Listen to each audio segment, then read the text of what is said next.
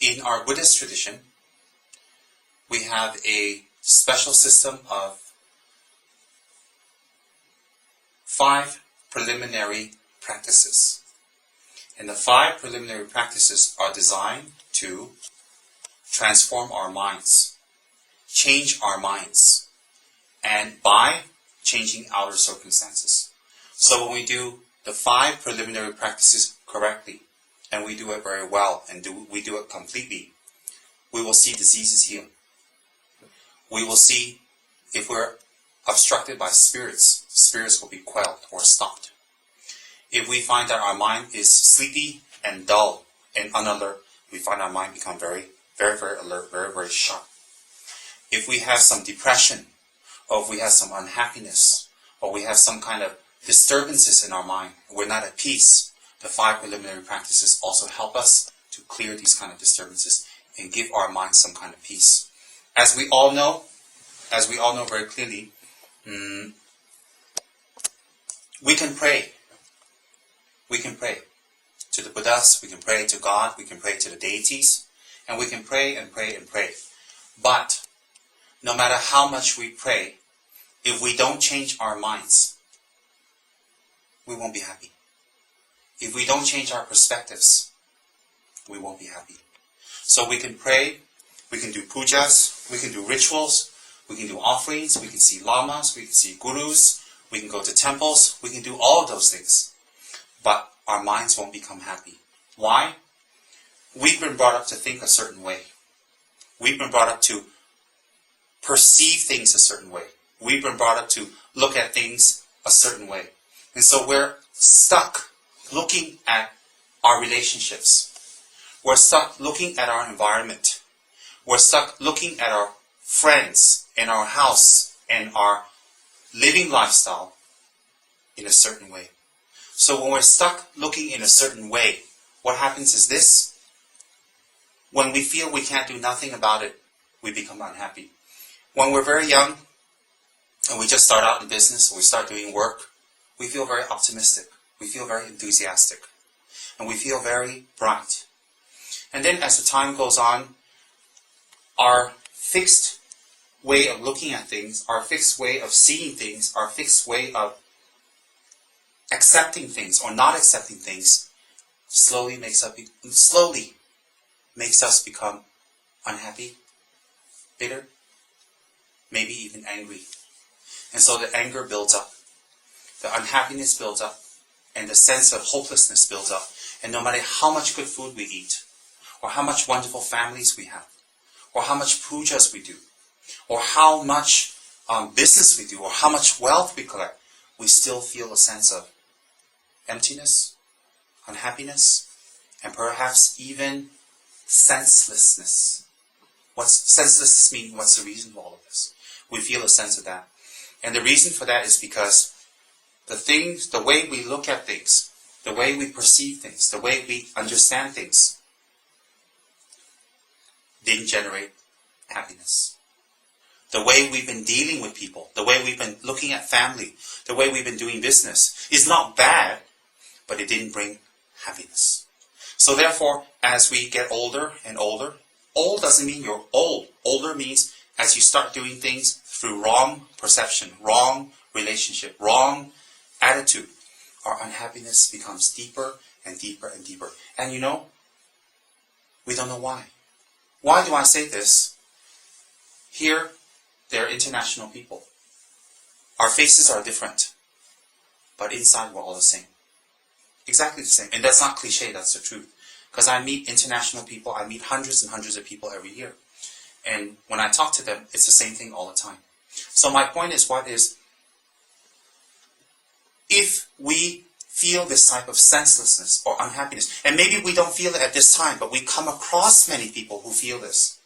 But no matter how many pujas we do, how many mantras we do, or how much business we do, or sometimes we just don't think about it, we try to keep ourselves busy, we still feel this kind of hopelessness, senselessness, and unhappiness.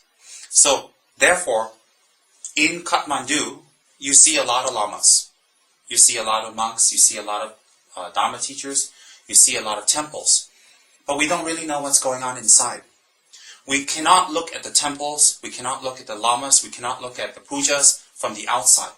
If we simply just look at the lamas and we do the pujas from the outside, nothing on the inside changes. Pujas are important. Venerating deities, showing respect to Bhagavan is very important, but it will not make us happy. So what's important is this, is if we listen to the Dharma. The Dharma is very important if we listen to it. Whether we are Hindu, whether we're Buddhist, whether we are Christian, it doesn't matter. Dharma means correct conduct. Dharma means correct view. Dharma means correct attitude. And the cultivation of correct view and attitude. Then our mind becomes very happy. So what happens is this, is Dharma is something that Buddha has spoken about. That when we think about it, it makes a lot of sense, it makes a lot of logic, it makes the light come on. And when we adapt it to our lives and we put it towards our behavior, we start seeing other people react differently toward us. We see ourselves react differently toward others. And then we see the dynamics of people acting different towards us, we acting different towards them. And then you see things become lighter, happier, and better. You see, because our lives cannot be just eating, sleeping, working, making business, making money. It cannot be just that. Those are important, and we need to do that. But those are not the only reasons that we are here. So hence, if we study Dharma, you don't need to study as if you're a monk or a nun. If you study Dharma and you understand Dharma, your attitude and your mind will change. Now, in this room, everybody's educated. Everybody has gone to school. Everybody's educated. And most of us here are very exposed to the world. My point, if I simply do a puja and I throw some flowers on you and I put a little red tika on your forehead and say you're blessed, nothing happens to you. You see, because I don't have the power to bless you. I don't have any power to bless you. Nobody has the power to bless you. But we have the power to bless ourselves. What's a blessing? My type of Dharma is not simply doing pujas and then doing some blessing and then sending you off. My type of Dharma is different. I like to explain. I like to talk. I like to share. And I like to give you knowledge. I don't give you all the knowledge in one night because it would be too much, but a little bit of knowledge each time we meet. So each time we meet, I like to give you knowledge. And the knowledge I give you is not to make you a Buddhist, not to make you a Hindu, not to make you a Christian, but my knowledge that I share with you is to help you become the person that will be happy, that will be satisfied. You're thinking, but if I have food, I'll be happy.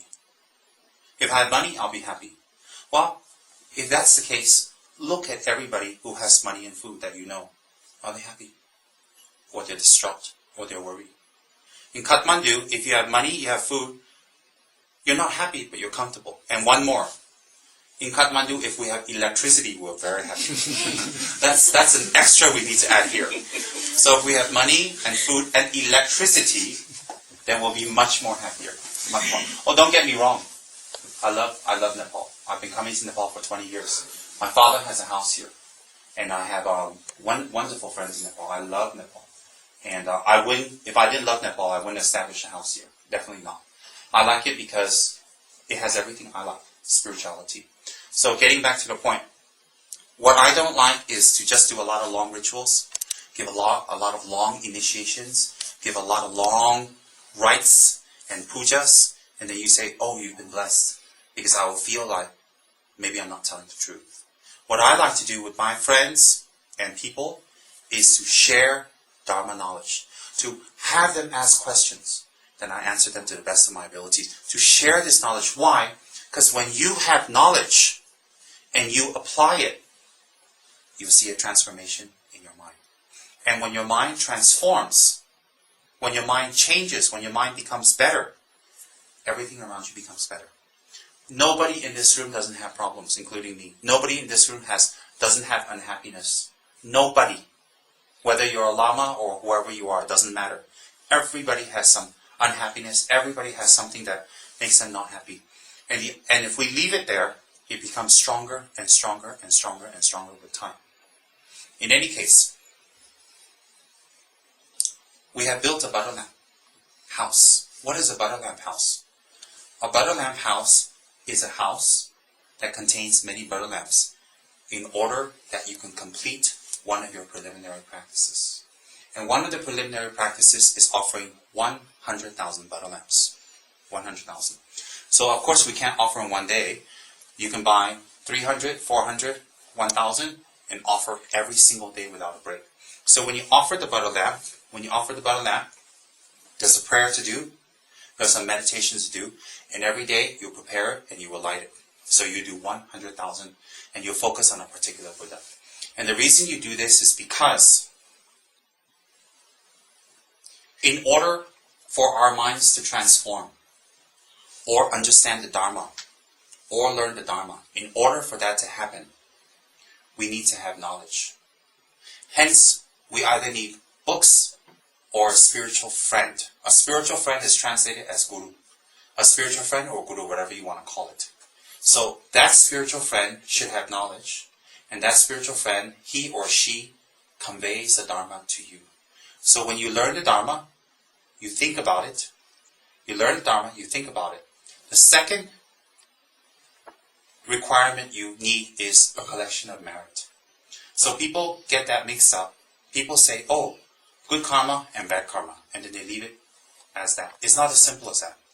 Good karma and bad karma is one type. Then you also have merit.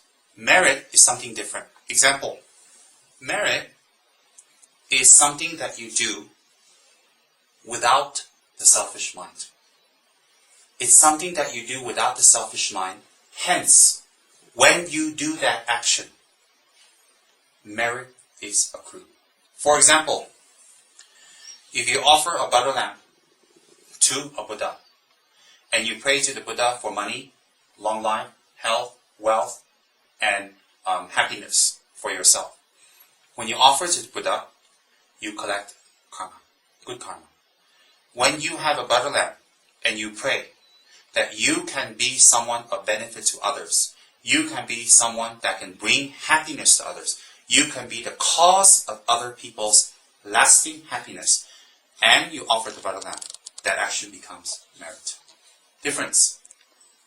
The difference is, when you collect good karma, the karma is stored. When you collect good merits, the merit is stored. When you collect karma, once the karma remains dormant, it remains inactive, until a situation comes that triggers it to open. So when a situation comes that it triggers it to open, you experience that karma. So what happens is, if you offer that to the Buddha, and you wish for happiness and health or business, your business goes up, you get good health. But once you receive that benefit, then the karma is finished. It is extinguished. So hence, it's almost like wasting that action. Whereas if you offer a butter lamp to the Buddha, and you pray for other people's happiness, other people's welfare, other people's benefit, and you truly mean it, and it's real, it's not something you just do for the moment, you really do it, and you offer it, you collect merit. So when that merit is triggered, what happens? You will become the cause of other people's happiness. Either you become someone that can be a benefit to them medically, physically, emotionally, financially, you'll be a benefit to others. And you will also get long life. And you will also have happiness. So happiness, long life is a given. So what happens is that action, when triggered, is continuous. It doesn't finish. So in every single lifetime you are born, you will always receive the benefits of offering that butter lamp. The difference, like this, if you have an amount of money, and you put that in the bank, that money, you don't touch the principal, you just live off the interest. Always you'll be safe. But if you touch the principal, and it runs out, you're finished. Karma is like touching the principal. Merit is like touching the interest alone. So hence, when we offer butter lamps, when we have a good motivation. Butter lamps, when you light it, it dispels darkness. The darkness is gone. When we offer a butter lamp to the Buddha any Buddha that we like, when we offer a butter lamp to the Buddha, what happens is, the Buddha doesn't have darkness. The Buddha does not have any ignorance or any stupidity, nothing. But when we offer to the Buddha doesn't need the butter lamp from us. The Buddha doesn't need our puja. The Buddha doesn't need anything from us. But when we offer the butter lamp to the Buddha, what happens? We create the causes for our own personal darkness to go away. Our personal darkness. What's our personal darkness? Anger. Why is anger a darkness? Because when we show anger, we're unhappy. Other people are unhappy. And then it continues. Many people can be killed because of anger. Darkness is what? Jealousy. Hatred. Miserliness. Stinginess. Tricking people. Those are our darknesses. Why are they called darknesses? Because those are qualities in us that make us unhappy short term and make other people unhappy long term. So hence those are called darknesses. By offering a butter lamp to the Buddha, the darkness does not go away. By offering a butter lamp to the Buddha, we collect merit. The merit that we collect is stored in our consciousness, in our mind stream. So that when we study the Dharma, when we contemplate on the Dharma, when we think about the Dharma, the information will go in. The information will go in and our mind will change. So the purpose of making butter lamp offerings is for us to help transform our minds. Why? How many people do you know do a lot of pujas, do a lot of prayers, offer flowers in temples, but they're selfish, they're quite greedy, they don't change, they're quite angry? I'm not criticizing people. I'm not criticizing. But they themselves don't know that they are like that. They think that if they go to the temple and they make offerings of butter lamps or money or flowers, they think that all their sins are absolved and everything is fine. But if that's the case, then we can do negative things to people all day long and just go to temple daily to absolve our sins. Doesn't make sense. Doesn't make sense at all. So my point is, what is? Offering butter lamps has a few benefits. One is the money we would have used for something negative, we can use for something positive. One. Number two, when we offer a butter lamp, it helps us to eradicate stinginess. Why? Because it's something we would use for something else for ourselves. So it's a small practice to eradicate stinginess. Second, when we offer a butter lamp to a Buddha, the Buddha, any Buddha, Vajrayogini, Tsongkhapa, Shakyamuni, Amitabha, Dada, any Buddha that we offer a butter lamp to, from their side, when we offer the butter lamp, we create a strong connection with them, we receive their blessing, and we collect merit. We make a connection. Why? In the future, when we meditate on them, our minds are transformed. When we make a connection with them, we receive a blessing. The blessing we receive is what? What is a blessing? A blessing is when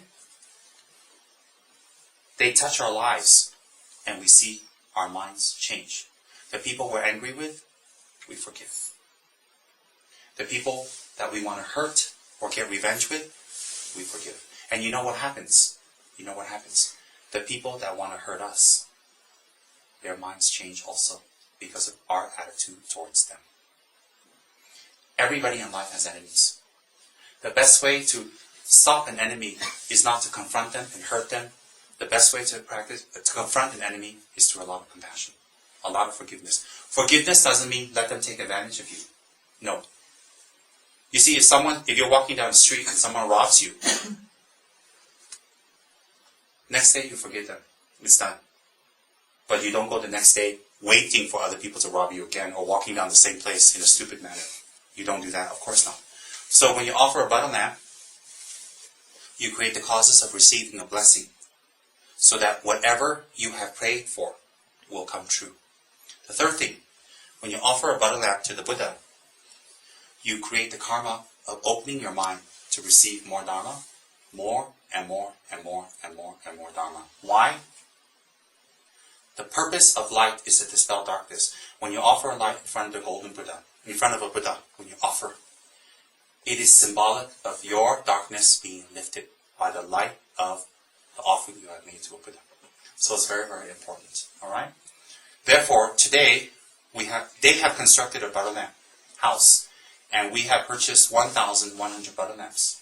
So tonight, we're all going to do a little prayer. I thought, since we're going to meet, why don't we meet and do something positive and virtuous and nice together? So therefore, after we do this light prayer together, we're all going to walk to the butter lamp house in the back, and we're going to light 1,100 butter lamps. So what I want you to think is this. We're going to light it principally to the Buddha Vajrayogini. And we're going to light it that other people may be very happy. I'm going to light it for the people who have worked here very hard to have this arranged, this house, this lajang arranged. I'm going to light it for all my sponsors and patrons.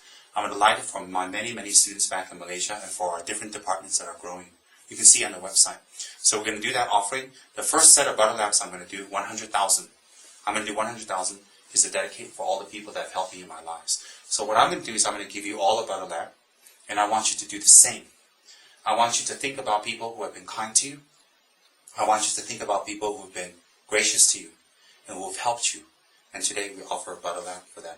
So today's meeting will be short and sweet, and we'll offer butter lamps to the Almighty in order to receive their blessings. So what we do is we don't simply just light it. We're going to do a prayer. So I thought today I'll give you a light explanation of why we do butter lamps. So in our tradition, we have 100,000 butter lamps, 100,000 prostrations, 100,000 mandala offerings, 100,000 Guru Yoga, and 100,000 Vajrasattva. We do those practices in the privacy of our own altars and shrines. We do that every single day in order to purify the negative karma that we have, that arose, and we do that to invoke the blessings. So therefore, it's much more than just going to temple and receiving some type of offering some flowers or putting some money there. In my system of Dharma, I actually make us do the work. No one else can do the work. Why? Happiness is experienced in our own mind. Release from pressure is experienced in our own mind. And unhappiness is perceived or experienced in our own mind. So the only way we can do that is if we transform our own mind. Finish. So now what we do is, today I don't give you darshan. You will give yourselves darshan together with me. So we will invoke and do prayers together. After that, we'll go light 1,100 butter lamps. We will do this together tonight, and we will bless each other. You'll bless yourselves. Everybody has the power to bless. My type of Dharma that I teach is not you go to someone to worship. You bless yourself at home. Alright? Everybody please sit comfortably. This mantra is very famous in Tibet. It is the lineage of the Dalai Lama. It is called Tsem. It's on the bottom. 5-line prayer to Lama Tsongkhapa. It's called Tsem, short form. So the first line is Mikme Tsewe Tejin Chene Zik. The second line is Drime Kempe Ombo Jambang. If you look at the translation right below, Avalokiteshvara, great gold mine of objectless compassion. Manjushri, master of stainless wisdom. Vajrapani, subduer of the entire gathering of Maras. Maras is evil spirits. At your feet, Tsongkhapa, crown jewel of the sages of the land of snow, I make request that all sentient beings achieve enlightenment. That is the meaning of the mantra you're reciting. So hence, Mikme Tsewe Tejin Chene Zik is Om Mani Padme Hum. Drime Kempe Ombo Jambayang is Om Arabasanadi. Dupo Mayu Jomse Samwe Da is Om Vajrapani Hum. Combined, you are Tsongkhapa. So I bow my head to your feet, great master. Let me become just like you. May I gain compassion. May I gain wisdom. May I gain great confidence. So when you pray to Tsongkhapa, if you keep one statue of Tsongkhapa, all 3 bodhisattvas are included into one. Hence, in Tibet, the largest statues of Tsongkhapa, the largest statues of Buddhas are many, many Tsongkhapa statues all over. So like that, if we do this mantra every day, when we do this puja, when we receive the mantra, we just do it. 明明這位天先前的字，最尾嘅我們就咪人對我們總是三位啦，講嘅嘅最真正我攞上在消化上嘅 one time, 21 times a day enough. If you have time more, if you want to dedicate for your beautiful mother, which you should, you want to dedicate for your beautiful father, or if you're worried about your children or someone or something, you can do this mantra and visualize them in Tsongkhapa's heart and ask Tsongkhapa to bless them. Very, very powerful. We always think, how can we help people we love and care about? How? You can do it by Tsongkhapa. So you can visualize Lama Tsongkhapa like so. In his heart, surrounded by light and rainbows, is your mother and your father. And then you do the mantra and you visualize Lama Tsongkhapa surrounding them with light and blessing and protecting them. Very powerful. So I'm sure everybody here loves your parents. One of the best ways to repay their kindness. And if sometimes some of us are feeling down, depressed, unhappy, this mantra, very powerful to cure it. Very, very powerful.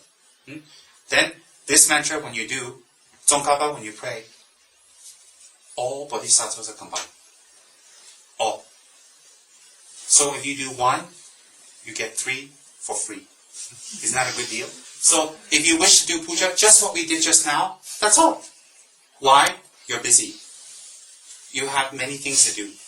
So if you do this every day for 10-15 minutes in just the mantra, enough. You don't need to do a lot. Not at all. Just a little. You can do it in English even. Of course you do it in English. But the mantra, try to memorize in Tibetan. Why? Because the gurus originally recite in Tibetan. So it's very powerful. Tibetan is not a better language than Nepali. No. But because this mantra was especially recited in Tibetan. Everything else in English, that mantra you do in Tibetan. Even if your pronunciation is off and it sounds funny and different and people may laugh, Tsongkhapa will understand you. Tsongkhapa won't laugh at your funny, weird pronunciation. Repeat after me. Mikme. Tsewe. Terchin. Chen Ren Sik. Good. Second line. Drime. Kempe. Wampo. Jampe Yang. Dufong. Mayu. Jomze. Sangwe Da. Gangchen. Kepe. Sukchen. Tsongkhapa. Lopsang. Chakpe. Shabla. So on that. Stayed in Nalanda Monastery in Varanasi over 1,000 years ago. And he was one of the greatest Indian Buddhist Pandits alive. And he was very great because he traveled to Nepal and taught Dharma in Nepal. Then he went to Tibet and stayed in Tibet for 13 years and died in Tibet as one of the greatest living masters. So in Tibet, we worship this great guru. We respect this great guru from India. So this prayer is written by Adisha because Adisha from Varanasi taught us to offer Butterlamps to the Buddhas. So we're reciting the prayer that Lord Adisha actually composed for us. Alright? So many of the prayers we have in Tibetan come from the great Indian and Nepalese masters. So translated into English, of course, it's very, very beautiful. So you're not worshipping something Tibetan or doing something Tibetan. This is from your own wonderful, rich culture from the back. It's just no one explained to you. Okay? So let's recite the prayer by Lama Adisha or Great Shri Adisha.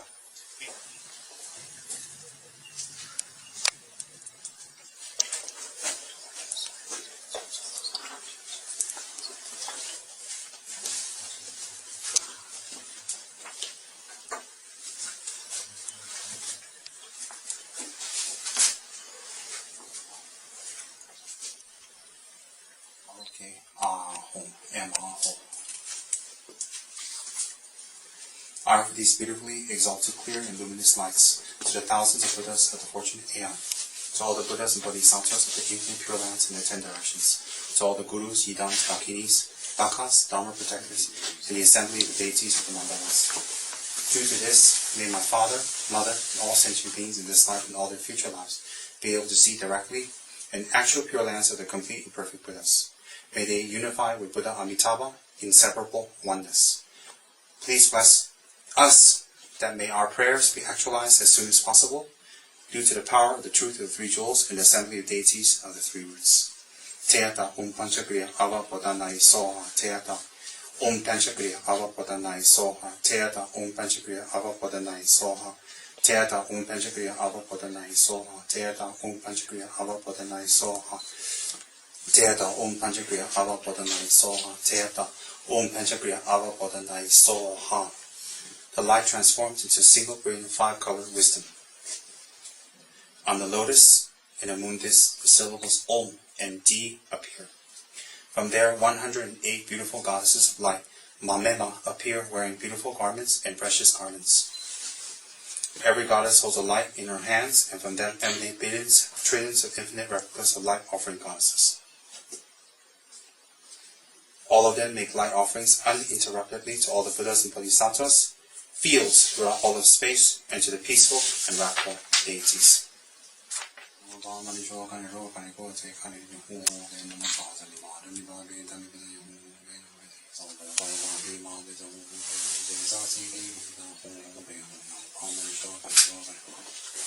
No bomb.